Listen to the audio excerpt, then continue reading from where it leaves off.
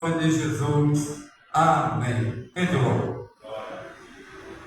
A paz do Senhor Jesus, povo de Deus. Amém. Muito bom estar com vocês novamente. A semana da palavra, é isso. E quero agradecer muito a Deus em primeiro lugar por estar aqui com vocês, pastor Maria, Deus, tudo aí, os esperados, mais poderosos. Você também, nosso. Vamos chamar aí profetizar da nossa diácono Francisco. Isso? Vamos profetizar e Deus continue abençoando a sua vida. Muito bom estar aqui nesse momento em que a gente medita com uma profundidade maior na palavra, principalmente vocês aqui da Obrigado, pastor Elias. Principalmente vocês aqui da Igreja Assembleia de Deus Brasileira, que valoriza tanto esse momento de dar um bom tempo à palavra. É muito louvável, né? A gente sempre aprende com esses bons exemplos. Quando eu venho aqui, vocês têm sempre uma novidade aí. Isso é sinal que Deus está prosperando a igreja, vocês estão trabalhando e estão abençoando a obra de Deus. Deus continua abençoando a sua vida aí. 2 Timóteo, capítulo 4, versículo 7, é um versículo muito conhecido nosso, que o apóstolo Paulo escreveu ao seu aluno, ao seu discípulo Timóteo, enquanto estava num momento tão difícil, mas ele teve uma palavra de incentivo, uma palavra de ensino para eles e que hoje serve para todos nós, para nós refletirmos sobre o nosso ministério, sobre as nossas lutas e sobre o que nós temos guardado. São perguntas que nós vamos fazer e que você vai refletir, não é isso? É fácil de achar no Novo Testamento, Mateus, Marcos, Lucas, João, Atos, Romanos, 1 Coríntios, Gálatas, Efésios, Filipenses, Colossenses, a gente vai até chegar lá, é isso? Em 1 Timóteo. Eu estou procurando aí, é um versículo muito conhecido, eu sei que você sabe de cor, você também que vai acompanhar essa mensagem, ou já está acompanhando entre as redes sociais. Deus também fale ao seu coração, e aproveitando aí o Facebook, né, acredito da Regina, compartilha para que outras pessoas possam também acompanhar aí a palavra de Deus.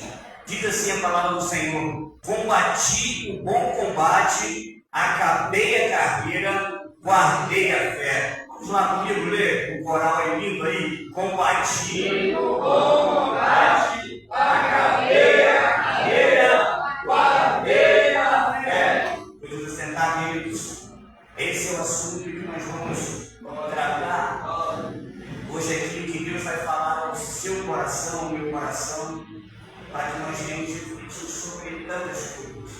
A gente começa a pensar no ministério do apóstolo Paulo que escreveu. Em pensar que um homem que escreveu isso não estava numa situação tranquila como nós estamos.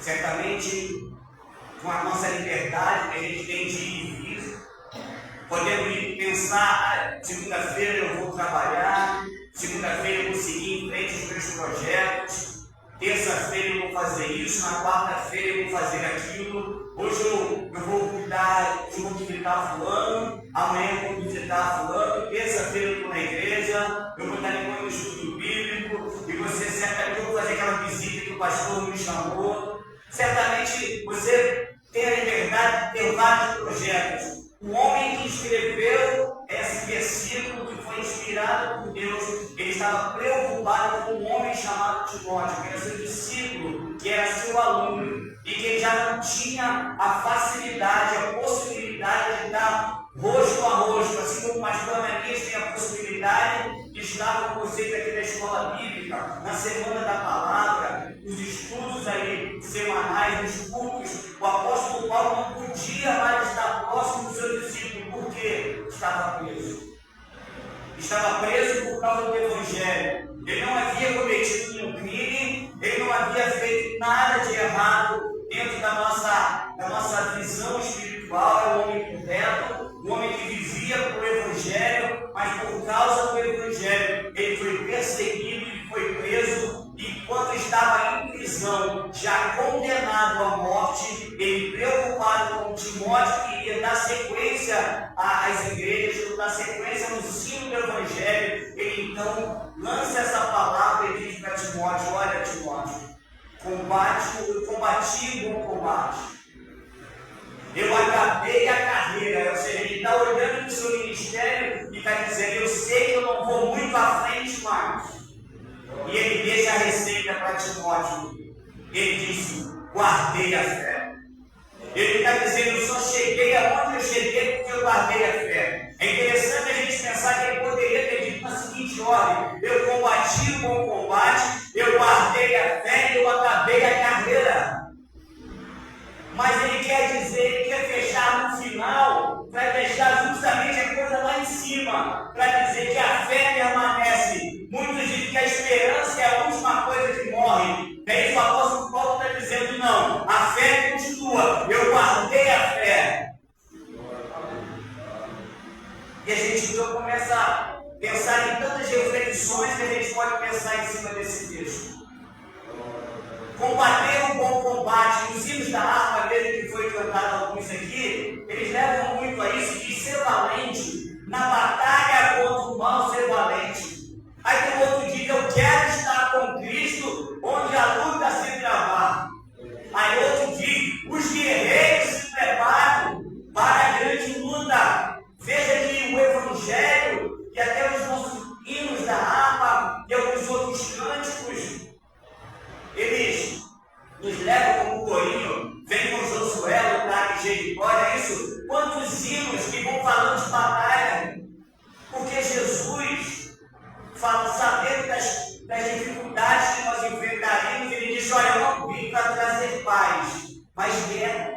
É interessante essa colocação de Jesus. Ele é o príncipe da paz, mas sabendo que surgiria conflitos ao nós propagarmos a fé, ao dizer: nós somos de Jesus, nós não pertencemos ao mundo, nós não somos amigos do mundo, nós somos amigos de Cristo, nós estamos voltados para Ele. Ele é o nosso Senhor, Ele é o nosso Salvador. A partir do momento que a gente proclama isso, a gente acaba sendo amigo de Deus e automaticamente, instantaneamente, a gente se torna amigo do inimigo do mundo por causa do sistema de coisas. Por causa de todo o sistema que está por trás, tentando manipular e fazer a cabeça das pessoas. Era para a sociedade toda aplaudir o Evangelho. Porque o Evangelho recupera muitas pessoas. As pessoas ficam abismadas: poxa, mas o fulano matou, mas o fulano era um estuprador, mas o fulano era um bandido, mas aquela mulher era isso, era aquilo, era uma prostituta, e hoje ela está servindo a Deus. Graças a Deus por isso, porque mudou de vida, foi transformada, abandonou aquilo tudo ruim e está escrevendo uma nova história daqui para frente. O que seria da nossa sociedade se não tivesse a igreja, se o Senhor não tivesse levantado pessoas para pregar o Evangelho, se não tivesse sido uma transformação? Quantos de nós ainda estaríamos na sociedade fazendo coisas erradas, vivendo de uma forma errada, prejudicando outras pessoas? Mas nós entendemos e aprendemos quando Jesus falou assim: vinde a mim, todos vós que estáis cansados, sobrecarregados, e eu vos aliviarei. Louvado seja o nome do Senhor. E veio alívio para a minha vida, para a sua vida. Nós fomos transformados e o Senhor continua transformando pessoas. Deus quer transformar a sua vida. Tem chance para você ainda. Não olhe para esse sistema que pega toda essa maldade, que não tem jeito. Quantas pessoas cometem suicídio, quantas pessoas desistem de viver. Talvez você que hoje escuta essa mensagem nas redes sociais esteja passando por uma dificuldade dessa. Não, ainda há chance para você. Há um Deus do céu que quer escrever uma nova história. Talvez durante muito tempo você se permitiu escrever a sua própria história. Hoje Ele quer pegar na sua mão e pegar uma página em branco e escrever uma história de sucesso, uma história de vitória, porque a Bíblia diz que nós somos mais do que vitoriosos em Cristo Jesus. Louvado seja o nome do Senhor. Ele diz: combati o combate. E ele poderia dizer que eu combati o combate, mas ele chega a dizer o bom combate. Então isso nos leva a pensar e refletir que há combates que não são bons. E muitas vezes nós não vigiamos e entramos nesses combates. Há combates que a gente começa a pensar que tudo começa dentro de nós, querido. E um dos grandes combates, a Bíblia chega a dizer que os nossos membros interiores, eles guerreiam entre si. Você imagine a guerra que foi hoje, talvez, com alguns aqui, e talvez você que ficou em casa, está chovendo demais. Eu acho que eu vou ficar em casa hoje. Será que vai alguém lá? Não é isso? Eu queria uma desculpa para eu falar com o pastor na igreja depois de passar. Pastor, está chovendo muito. A minha rua, você não imagina a minha rua como que estava. Me perdoa, pastor, mas não deu para eu ir hoje. Quantas guerras dentro de nós, queridos? Isso eu estou falando, por exemplo, do culto de hoje. Mas a gente acorda tendo que tomar decisão. A gente acorda precisando, e a nossa consciência diz uma coisa, porque ela está ligada ao Espírito. E ela diz: olha, não faça isso. E o nosso coração muitas vezes quer fazer. O próprio apóstolo Paulo, que escreveu esse versículo, ele disse: homem miserável que eu sou, quem me livrará do corpo dessa morte? O que eu quero fazer, eu não faço. E o mal que eu não quero fazer está sempre diante de mim. O apóstolo Paulo ficou confrontado porque estava buscando melhorar. Estava querendo chegar num patamar melhor. Estava querendo chegar mais a Deus, depois de tantas coisas que ele já tinha feito errado, como um perseguidor da igreja, como um fariseu. Ele queria melhorar a cada dia, e quando via que estava fazendo alguma coisa errada. E são batalhas que nós entramos muitas vezes dentro de nós, que a gente sabe que quer fazer o certo, e muitas vezes a gente não consegue fazer. Se eu te dar uma palavra de consolo nessa noite, Deus não está procurando pessoas perfeitas. Deus está procurando pessoas que se arrependam. E por isso o relacionamento de Deus com Davi é tão bom. É certo que ele colheu consequências do que ele fez, que não era para ter feito. Mas quando ele errava, ele podia dobrar o seu joelho e falar: Senhor, tem misericórdia de mim. Senhor, cria em mim um espírito reto. Senhor, torna a minha alegria da salvação. Senhor, tem misericórdia da minha alma, porque eu estou me sentindo sozinho. Há momentos em que Davi chorava e se dobrava aos pés do Senhor e voltava atrás e pedia perdão pelo que ele havia feito. E Deus está procurando hoje pessoas assim. Pessoas que se arrependam, pessoas que entendam que a gente não é um super-homem, uma mulher maravilha, como esses super-heróis pintam aí, desenham uma pessoa sem erro. Não, nós erramos às vezes. Não é porque queremos, muitas vezes por um erro de percurso, que a gente é pego de surpresa e quando vê já falou alguma coisa. E as nossas palavras às vezes causam guerra. As nossas atitudes às vezes causam guerra. E outras pessoas, as pessoas falam: mas você não é crente, mas você não é pastor, você não é presbítero, evangelista. E por que você está fazendo isso? Muitas vezes nós erramos. Mas que bom que a gente tem um Senhor que diz para nós assim. E esse mesmo Senhor também diz para você, não é só para os crentes. Ele fala: se nós pecarmos, e se nós errarmos, nós temos um advogado diante de Deus, e que Ele perdoa. Ele diz: filhinhos, não pequeis, João falando, mas se pecares, nós temos um advogado. Então não permita que nada venha acusar a sua mente. Basta a gente pedir perdão e a gente lutar, como o apóstolo Paulo falou, ele lutando para melhorar a cada dia, ele pedindo perdão ao Senhor. E a Bíblia diz: quem impetrará acusação contra os servos do Senhor, se é o próprio Deus quem nos perdoa? Louvado seja o nome do Senhor. Há um perdão do seu povo. Tanto que ele disse: o meu povo se chama pelo meu nome. Se esse povo se humilhar, orar e buscar a minha face e se converter dos seus maus caminhos, então eu ouvirei dos céus, perdoarei os seus pecados e sararei a sua terra. Louvado seja o nome do Senhor. Você pode glorificar o Senhor por isso.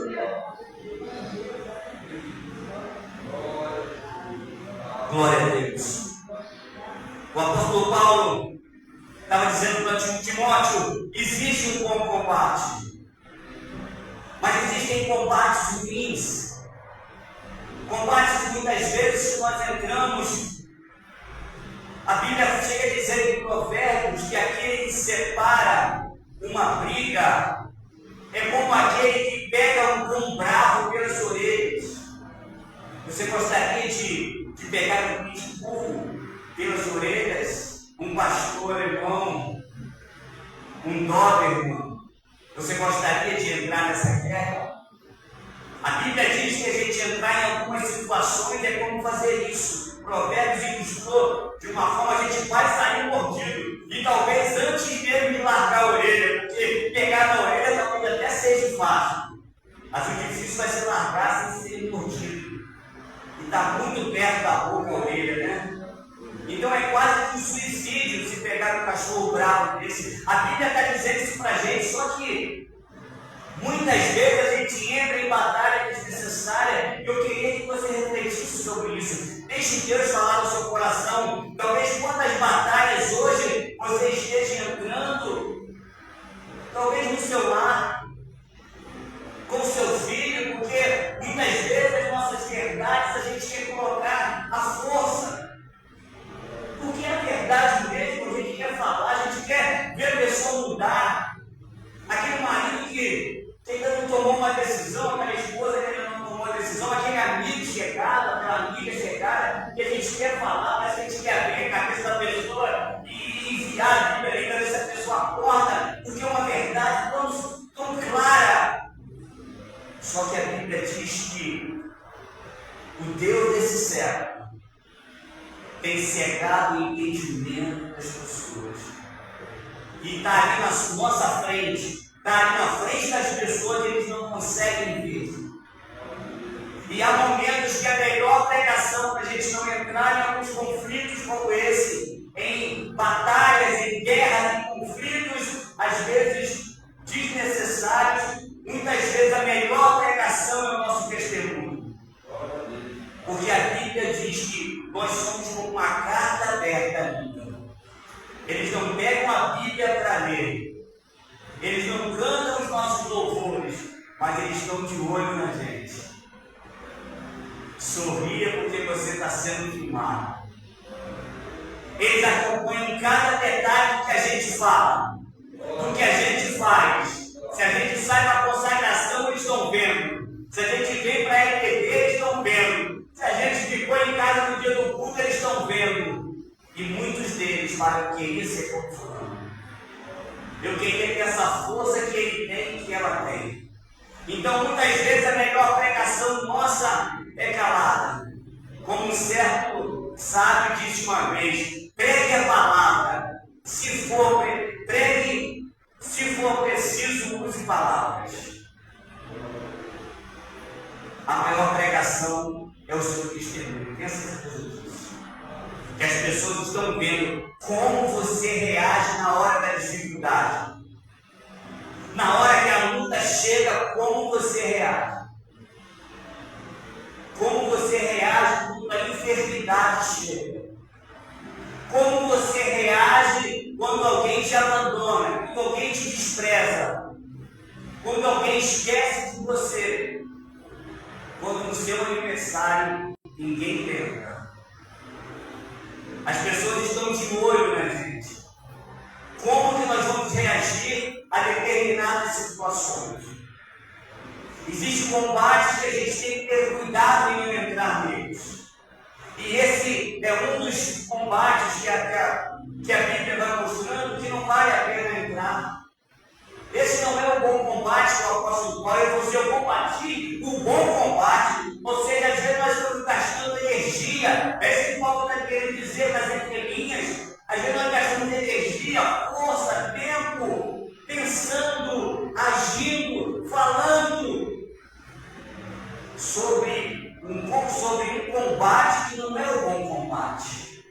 Deus te trouxe hoje aqui, me trouxe hoje aqui para refletir sobre isso. Quantos combates desnecessários nós estamos muitas vezes envolvidos. Deus quer libertar, gente. Deus quer que a gente leve uma vida tranquila, uma vida de paz interior, sem entrar nesses combates desnecessários. Quantos combates? Quantos combates a gente já entrou desnecessariamente? A gente deixou a emoção nossa falar, deixou o nosso coração falar. E quando a gente viu, a gente já tinha falado. A gente já tinha entrado na confusão. A gente já tinha feito um estardalhaço. E depois para a gente consertar é complicado. Porque depois que a palavra foi lançada, bateu no coração, fica complicado. Por isso que Salomão, ele sempre diz, eu vou sempre repetir isso. De tudo que você deve guardar, guarda no teu coração, porque é de lá que procede a saída da vida. E o salmista sempre diz, eu guardei a tua palavra no meu coração para eu não pecar contra ti. Querido, quando as lutas se apresentarem para você, esteja atento e se pergunte antes de agir emocionalmente, antes de automaticamente responder.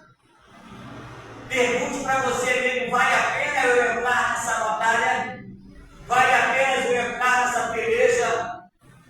Vale a pena eu entrar nessa dissensão, nesse problema, nessa situação? Isso aí é um bom combate? Ou eu vou usar a estratégia de Deus e observar se vale a pena lutar? Deus hoje quer nos dar estratégias para vencermos a nossa vida. E gastar energia e preocupação, porque preocupação é andar ocupado antes.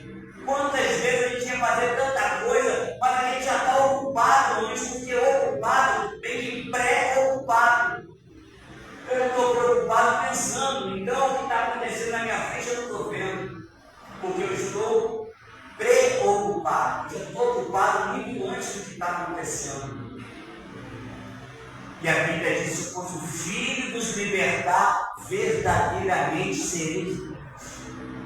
O que liberta é a palavra. E a gente, quando segue a palavra, e a gente entende que Deus quer para nós, Ele nos dá estratégia de vida diferente das pessoas que estão no mundo, que acompanham o sistema, que entendem que quem grita mais é o mais forte. Que quem tem um músculo mais forte e vai lá e tem uma arte marcial, ou então tem uma arma na cintura, é mais forte, é mais valente.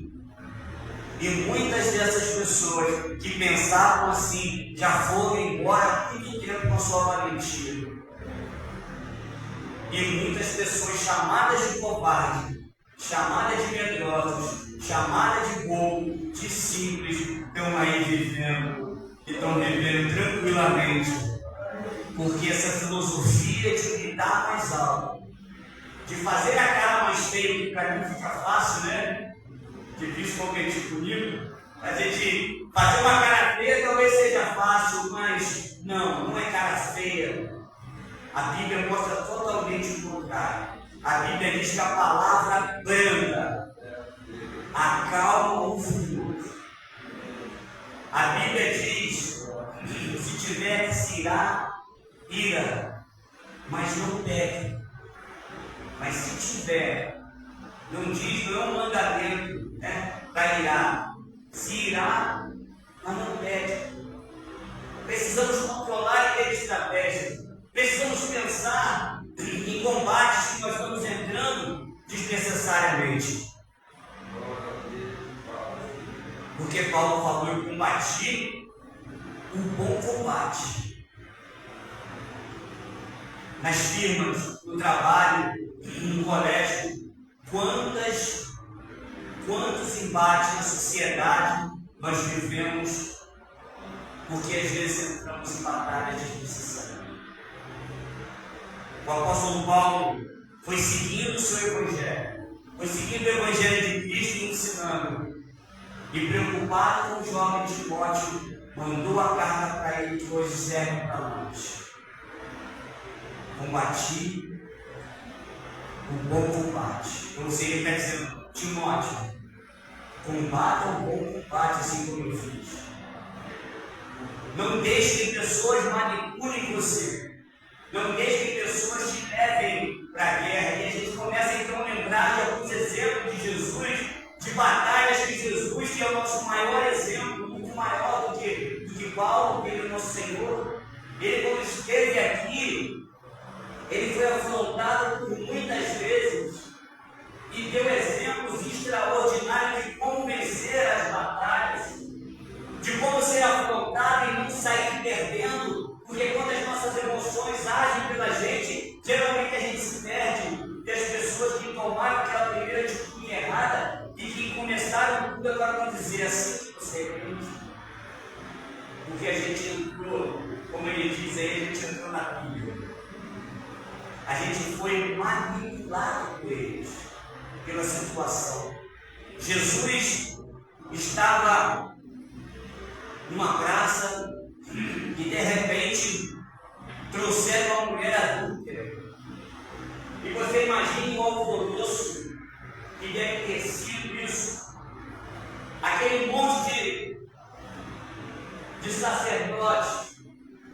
Era um espetáculo no momento. Uma mulher que ia ser apedrejada. Se fosse uma coisa boa, talvez não tivesse atraído tantas pessoas, né? Mas as coisas ruins atraem. A má notícia atrai. O mau corpo atrai muitas vezes, né? Não era para ser assim, mas as pessoas gostam de saber. Não do sucesso do outro, mas do problema do outro. Fulana foi ter que adultério, estão levando lá para massa para apedrejar. A mulher que estava lavando roupa lá, roupa para lá, não é isso? Vamos botar nos nossos dias de hoje? Desliga a máquina, deixa a máquina ligada para lá, deixa o fogão, fazer com a panela de pressão para lá, corre, todo mundo correndo lá para lá, o cara está com a máquina ligada, deixa a máquina ligada, deixa a batida para lá, deixa a massa que está preparada, o tijolo lá, deixa tudo e corre para a praça para ver o que está acontecendo lá. E vão arrastando a mulher. Olha a pressão que há nisso. E os homens se aproveitando da história, levam para Jesus, vão ver o que ele vai dizer. E iam conversando entre eles. Certamente elas, olha, se ele disser que é para apedrejar, a gente vai dizer que ele tem amor ruim. Ele é ruim. Ele está pegando que o pastor que ama, mas não vou apedrejar. Certo? O camarada, ó, é isso mesmo. Vamos deixar ele sem saída. E se ele disser que não é para apedrejar, ele vai cair no cavalo. Porque ele está indo contra a lei de Moisés, então não tem saída para ele. Qualquer coisa que ele responder, ele vai estar em maus lençóis. E ele vai sair dali envergonhado. Ele vai sair dali em dificuldades e nós vamos poder dizer que ele não tem nada desse negócio de Messias, de rei, dizendo que é Deus, não. Veja só a armadilha, querido. E antes de eu dizer para você que você conhece bem a passagem que aconteceu, é isso que acontece com a gente. Eles colocam a gente em dificuldade. O que é que a gente faz? Será que a gente vai ter sabedoria que o mestre teve? Nós resolvemos os nossos problemas? Imagine você, numa situação dessa, o que a gente vai fazer? A gente já sai com resposta assim, ó, sem pensar, sem refletir, sem passar por um filtro de que o que é que eles vão pensar quando eu falar isso? A gente muitas vezes, essas nossas emoções, a gente cai nessas pegadinhas, nessa pressão psicológica em cima da gente. E Jesus vai ensinar para a gente. Quando chega o próximo dele, ele dá uma primeira resposta. E essa primeira resposta é fantástica. A primeira resposta que Jesus dá, quando fala o que você diz, a resposta dele é silêncio. Olha a mãozinha dele na areia, ó. Pensando, ensinando para a gente. Ele poderia responder na mesma hora? Só que ele está ensinando para mim e está ensinando para você o que é que se faz quando vem uma pressão psicológica de 10, de 20, de uma multidão que está esperando assim, o que ele vai falar agora?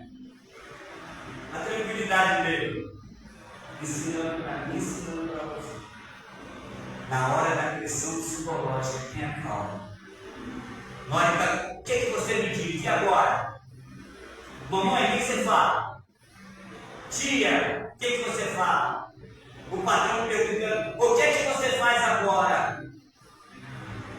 Calma. Tranquilidade. Essa orientação ao Espírito Santo. Jesus faz silêncio e escreve na areia. Não faço a mínima ideia e nem revelação nenhuma ele citar o que é que ele estava escrevendo. Não faço ideia.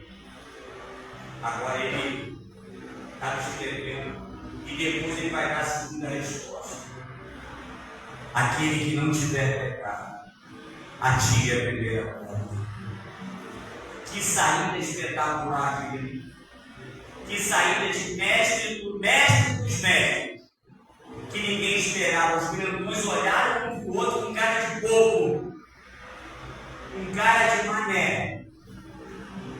E foram largando dos mais velhos para os mais novos as pedras, certamente lembrando dos seus pecados. Porque a Bíblia diz que todos pecaram e destituídos estão da glória de Deus. Mas a Bíblia diz também, quando João Batista falou, eis aí o Cordeiro de Deus, que tira o pecado do mundo. Louvado seja o nome do Senhor. E todos os quantos o receberam, deu-lhes o poder de serem feitos filhos de Deus, aos que creem no seu nome, e ele nos adotou como filho para a salvação. Louvado seja o nome do Senhor. As Escrituras nos ensinam a combater o bom combate e não entrar no combate desnecessário. Jesus poderia dar mil razões para eles entrar em debate.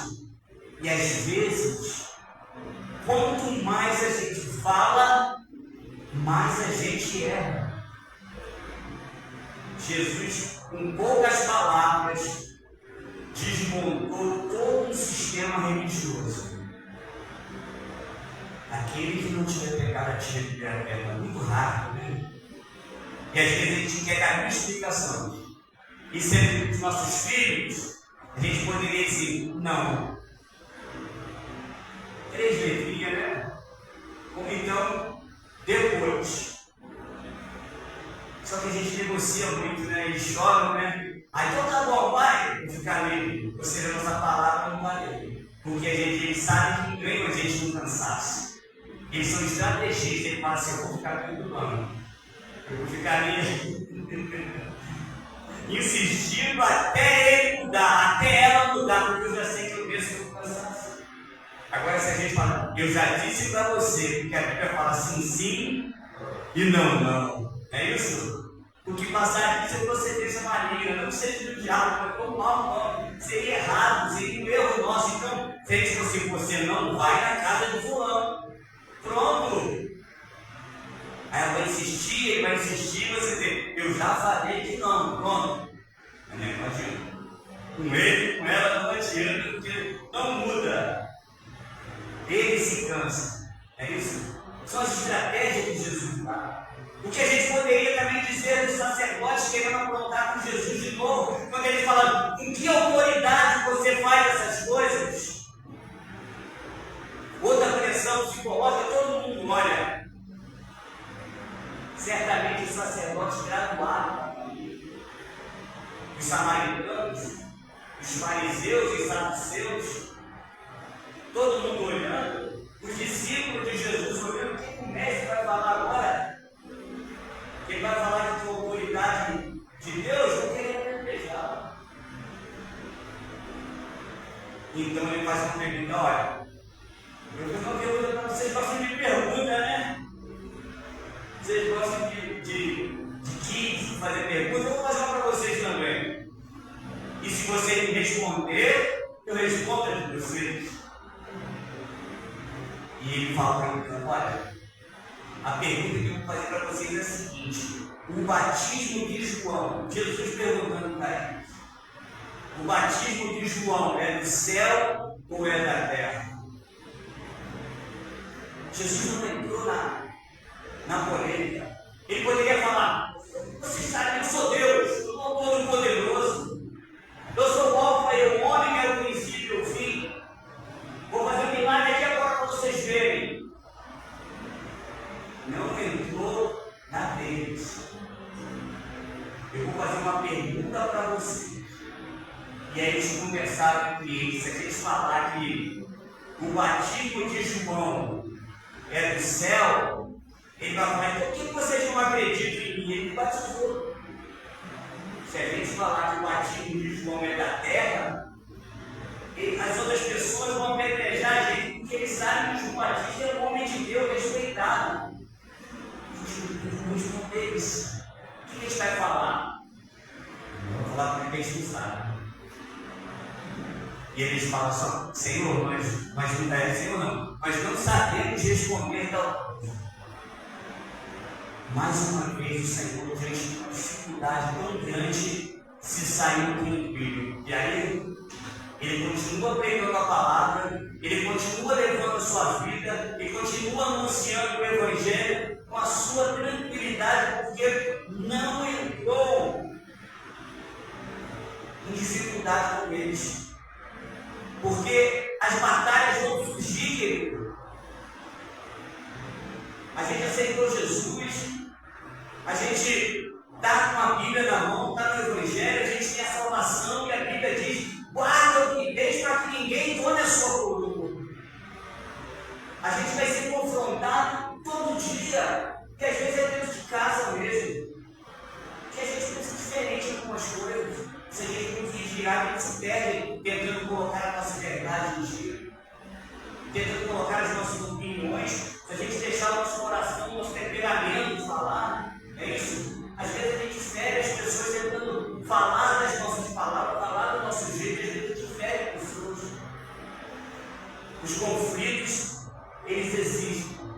Os conflitos são constantes. Nós precisamos usar as estratégias para não ferir e para não entrar nesse engano. Combatir o bom combate.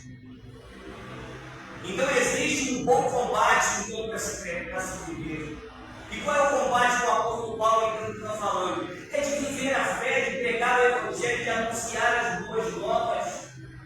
Quando ele fala, ainda que eu pregue o Evangelho, eu não tenho de me gloriar, porque me é imposta essa missão. Paulo tinha prazer de anunciar o Evangelho, até porque ele lembrava da vida atrás dos erros que cometeu. E ele dizia, eu sou o pior dos apóstolos, porque ele trazia o seu coração os erros que cometeu lá atrás. Ele lutava para cada dia melhorar isso, até um ponto que ele chegou a dizer em Gálatas 2:20, escrevendo à igreja da Galácia, ele disse, olha, não mais vivo eu, mas Cristo vive em mim. O morrer para mim é ganho. Sabe, um homem quando chega nessa posição de dizer isso, e quando diz Cristo vive em mim, é porque ele está dizendo assim, eu estou morto, porque eu sei a minha vontade, as minhas palavras, as minhas atitudes, o meu caráter, aquilo para onde eu vou, já não é mais eu que domino isso. Quem está regendo o meu coração, quem manda é o Senhor. E entrar nesse estágio, querido, não é fácil. Entrar nesse nível, pastor Anê, não é fácil. E foi um convite que o Senhor fez para nós. Em Mateus 16:24, ele falou assim, aquele que quiser vir após mim, ele não obrigou ninguém, esse é aquele. E nós estamos nesse grupo. Aquele que quiser vir após mim, tome a sua cruz. Ele diz, negue a si mesmo e depois siga. Dizer não para nós é difícil, querido. Dizer não para os nossos filhos já não é fácil. Do esposo e para a esposa.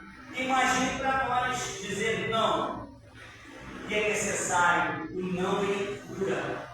O não ele impede muitas vezes a gente fazer coisas que a gente, no momento, acha que é correto, no momento tem vontade de fazer, mas quando a gente está morto, quando Cristo vive em nós, a gente consegue o perdão, porque a gente consegue ouvir muito mais a consciência que está ligada ao Espírito de um coração que muitas vezes ouve a vontade humana. E a gente precisa entender esses bons combates. E cada dia mais, aproveitando esse ano que se começa de 2024, em que a gente traça tantos projetos, eu queria fazer um apelo a você que me ouve pela internet, a você querido que aqui está, que quantos projetos, e entenda que eu estou também com esses projetos, inclusive fiz algumas coisas diferentes, hoje já em casa, e conversei com a minha esposa sobre isso, de melhorar cada dia mais, de buscar novas metas e algumas coisas que eu poderia, que deixei de fazer, a gente procurar recuperar algumas coisas que fazia correto e alcançar outras mais. E a gente, quando começa o ano, a gente começa assim, esse ano eu vou fazer. Esse ano, agora eu vou conseguir fazer isso que eu não fiz ano passado, porque eu deixei de fazer isso. Citando alguns exemplos para cá, eu não frequentava a escola dominical, esse ano eu vou ser assim. O professor vai me ver na minha igreja. Eu quero aprender a palavra. Aí você, vou participar da consagração, porque tem que estar orando mais. Mas já tem algum tempo que eu não faço jejum, eu vou entrar nesse propósito aí. Eu vou ter mais compromisso com a palavra. Eu vou ler mais a palavra. Eu vou ler mais capítulos. Ou então eu vou ler um capítulo por dia. Todo dia eu vou pegar na Bíblia, porque todo dia eu tenho tempo de pegar no Facebook, no WhatsApp, no Instagram, no Kawaii, em tantos outros aplicativos. Eu vou ler mais a Bíblia. E a gente começa com esses propósitos, só que eu quero fazer uma alerta, a gente tem que ter cuidado, porque quando chega em fevereiro e março, está caindo o esquecimento. É uma loucura, uma correria tão grande. E a gente quando chega, isso aqui se enfraquece. Por que eu estou falando sobre isso? Porque as batalhas que a gente vai enfrentar, a gente precisa estar forte, como um soldado, que Paulo fala em Efésios. No demais, irmãos meus, fortalecendo o seu poder, e Ele vai dando as armas para nós, sobre a verdade, sobre os evangelhos da paz, sobre a espada do Espírito, sobre o escudo, sobre a palavra de Deus. A gente precisa estar com essas armas para a gente poder estar combatendo em bom combate, para a gente estar de pé diante de tantas lutas e divergências que virão vir sobre nós. A gente precisa estar desse jeito. Porque as lutas, tenho certeza, elas aconteceram em 2023, e a gente não vai chegar em 2024 agora e vai queimar de rosa e que a gente viu nossos portões abençoados. É só vitória. Quem dera, meu irmão, que fosse só vitória, a gente perde batalha assim. Vigiando, a gente vai perder nossa salvação. A gente é mais do que vitorioso, porque a gente permanecendo, sendo fiel até o fim, a gente vai ter a coroa para a gente receber. Mas a gente perde batalhas, que o próprio Jesus perdeu. Cadê os Judas? Não foi uma perda, não foi um discípulo que se enrolou todo lá no seu ministério, e era o pastor dele, era Jesus. Então veja quantas lutas nós passamos, e às vezes temos algumas batalhas que a gente às vezes perde. Porque criam muitos cordões e a gente vai acompanhando esses cordões, e um deles que se criaram ainda é aquele que não vem pelo amor, vem pela luz. Esse é outro. Ou seja, então vem de qualquer jeito, né? Todo mundo vem, livre-arbítrio e acabou. Não é isso? Se se não vem pelo amor, vem pela dor, todo mundo vem. Mas não é nada disso. Tem gente que nem vem, nunca virá. Porque quando a Bíblia fala lá no Atos 16, 1, crer no Senhor Jesus e será salvo e a tua casa, é um aconselhamento. Quantos filhos de crente estão no presídio? Quantos filhos de crente morreram fora do Evangelho? É um aconselhamento, não é uma promessa que, já que eu estou na igreja, meu filho vai ser salvo. Filho de peixe é peixinho, mas filho de crente nem sempre é crentinho. Coisa séria, né? Porque a gente se depara no Evangelho assim. Porque a gente gosta dessas coisas que são fantasias assim. E essas frases que a gente nunca tem a gente glorificar, né, gente? Deus, aleluia, porque não é. E é interessante, o que sustenta a gente não são essas interpretações erradas. Não, isso pode alegrar o coração, a pessoa glorificar, achar que é bonito, só que o que sustenta o crente é a palavra de Deus. Não são interpretações que muitos fazem nessas frases. O que sustenta, se a minha palavra estiver em vós, aí é que a coisa acontece. Aí é que a gente é discípulo. Aí é que a gente está forte. Quantas batalhas. No Antigo Testamento, quantas pessoas? As batalhas começaram desde cedo, a gente começa lá no Éden, o irmão já corre e já mata o outro por inveja. O Caim acabou com a vida do Abel.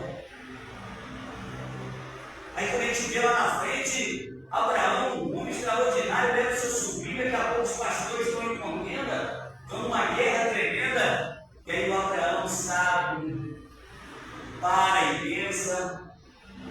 Ele não poderia chegar e falar assim, pensando no quê? Eu sou Abraão. Deus fala comigo.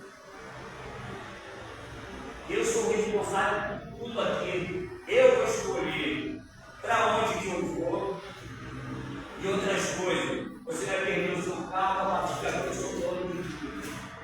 Você vai sobrinho e fica na tua. Mas não, ele fala. Olha que palavra, querido. Não haja contenda entre nós. Não haja contenda entre os seus pastores e os meus pastores. Escolhe para onde você quer ir. Se você quer ir para a esquerda, eu vou para a direita. Se você quer ir para a direita, eu vou para a esquerda. Meu irmão, esse camarada que falou isso é o Abraão, que poderia ditar, que poderia falar, fica na rua do meu sobrinho, rapaz. Fica na minha carona. Olha que sabedoria. Mostrando que a gente, mesmo com autoridade, a gente pode ser simples e colocar água na fogueira e não soprar o fogo pegar mais. Você está entendendo a estratégia de Deus? A autoridade está em sua mão, você tem o poder de falar e você faz por menos. E acalma tudo e as pessoas olham assim, se atrapalham demais mesmo, né? Que sabedoria, não é à toa que Deus fala com ele. É o Espírito Santo nessa época, ele usava uma ou outra pessoa, e não ficava não, tá? Ele usava ali, era visita, e que às vezes a gente canta ainda, vem visita a nossa igreja, né? Não, ele não é visitante hoje, hoje ele é morador. Não sabeis vós que o Espírito Santo habita em vós e que vós sois o templo do Espírito Santo. Hoje ele habita em você e ele quer que na hora dos seus conflitos você diga assim: Senhor, eu sei que o seu coração vai querer decidir, eu sei que o seu coração vai querer falar, porque o meu também é assim. Eu sei que o seu coração vai querer tomar decisão, dar sentença, fazer julgamentos. Mas quando a gente olha para o Senhor, a gente fala: Espírito Santo, o que eu devo falar nessa situação? Porque tu és Senhor, não mais vivo eu, mas Cristo vive em mim. Então que eu devo falar, o que eu devo fazer, para onde eu devo ir. E Ele vai moldar o nosso caráter cristão a cada dia. Louvado seja o nome do Senhor. E aí, quando a gente faz isso, as consequências que a gente ia colher com uma palavra errada, com uma atitude errada, a gente não passa por isso, porque o Senhor está orientando a nossa vida. Josué também enfrentou uma batalha. Uma batalha que foi terrível, porque você substituir um homem como Moisés, um homem que foi lá com a mão forte, enfrentou a potência que era o Egito, enfrentou o faraó, dizendo que ele tinha um problema na justiça do Egito, porque ele tinha matado um homem, e Deus faz ele voltar justamente lá. E esse homem teve esse momento extraordinário de tirar o povo do Egito com a mão forte de Deus, e depois levar o povo ao deserto. Mais tarde, Josué, colado no meio, tem que assumir toda essa responsabilidade. Imagine você assumir a responsabilidade do grande líder, de uma pessoa que está todo mundo acostumado a ouvir. Vamos colocar o nome de pastor famoso, como pastor Silas. Está acostumado todo mundo a ouvir, ele tomar decisões, de repente entra um outro pastor, e as pessoas estavam acostumadas a ouvir o Silas e a ouvir uma outra pessoa. Imagine isso, mal comparando, é mais ou menos o que aconteceu. A pessoa está acostumada a ouvir Moisés, agora Josué está de frente. Ele tem que tomar decisões, ele tem que dar sequência que Deus prometeu a terra prometida para as pessoas. Uma redundância, né? Prometeu a terra prometida. A terra prometida era para eles alcançarem. E o que acontece? Josué ouve a voz do Senhor. O projeto de Deus é estranhíssimo.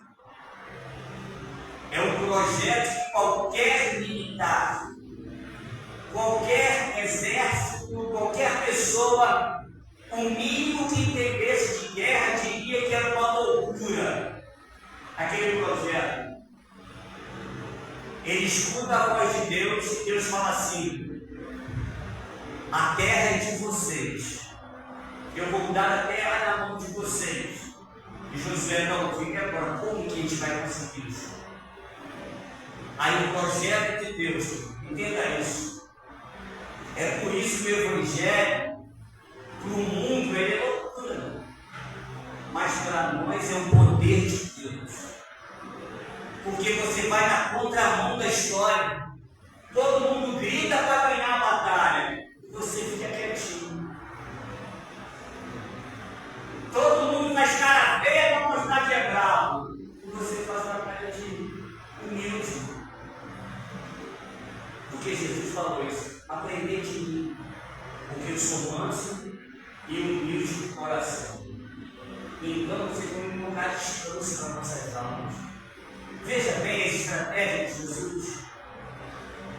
E Deus então vai falando com Josué, e Josué acompanha agora qual vai ser a grande estratégia do Senhor para a gente invadir essa cidade que é terrível, e que esses muros são imensos. Qual vai ser a estratégia de Deus? E aí Josué está acompanhando e Deus fala para ele: olha o seguinte, você pega os sacerdotes, e os sacerdotes vão pegar os varais, e vai pegar a arma do concerto, vai colocar sobre os ombros, e vai com as buzinas na frente. E aí vocês vão rodear a cidade, vai dar uma volta na cidade durante 6 dias. Vocês entenderam? Como assim? Que estratégia é essa? Fala a verdade, se você estivesse lá no mês de Josué, quando o Senhor falou comigo, que nós vamos possuir a cidade, que nós vamos conseguir entrar em Jericó. E todo mundo vai guardando. Como? A pessoa pergunta, como? Os sacerdotes, e ele explica tudo para o povo. Mas sabe o que aconteceu? Eles obedeceram. Acreditando na palavra de Deus, a gente precisa acreditar, querido, que as suas batalhas, elas serão vencidas com a força, com a palavra de Deus, e não com a força do nosso braço, não com a força da nossa palavra, não com o nosso temperamento, não com o nosso jeito, resolver do nosso jeito. Porque a melhor estratégia é a estratégia de Deus, por mais que pareça muito estranho. Gideão falou: como que eu vou resolver isso, Senhor? Como que eu vou vencer essas batalhas? Ele falou: você vai vencer como se fosse vencer um homem.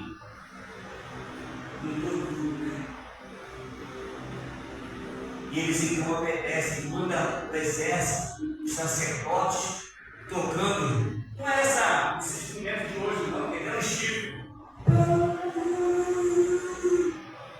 E aquela arca pesada, certamente aquele solo quente nas costas, e os flecheiros doidos, eles se aproximavam um pouco para jogar a flecha deles, e eles de longe, rodeando a cidade, querendo rodeando de longe ainda. E certamente, se tivesse um Tomé no meio, poderia estar falando assim: é muita loucura, né? Mas só não ficar feio para mim. Eu vou ficar aqui no meio acompanhando essa fúria, para ver o que vai dar. Não estou acreditando que isso vai dar certo. Sempre tem, né? Deve ter tido um abençoado lá. E o povo marchando. E marchando em volta da cidade, e louvando e adorando o Senhor. Fizeram isso um dia. Depois, no segundo dia, a mesma coisa. No terceiro dia, no quarto, quinto, no sexto, deram 6 voltas. E aí o Senhor falou com eles: no sétimo dia, vocês vão dar 7 voltas. E eles, nesse mesmo dia agora, eles deram 7 voltas.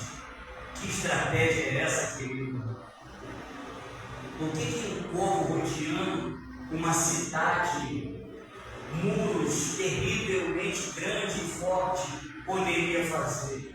Mas não eram eles. Era a estratégia de Deus, era a mão de Deus, era o poder de Deus. Que a gente precisa entender que na nossa vida também é assim. As estratégias de Deus são melhores do que as nossas. Louvado seja o nome do Senhor. E quando eles dão a 7ª volta, a terra engole as muralhas.